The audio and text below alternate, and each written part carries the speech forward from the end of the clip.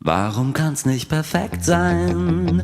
So wie in einem Liebeslied oder so wie im Film sein, wo der Boy vor dem Mädchen kniet und ihre Hand nimmt und ihr ganz tief in die Augen blickt. Einfach alles stimmt, nichts an dem wirkt ungeschickt. Kerzen brennen und Champagner steht bereit, doch so ist es niemals in Wirklichkeit.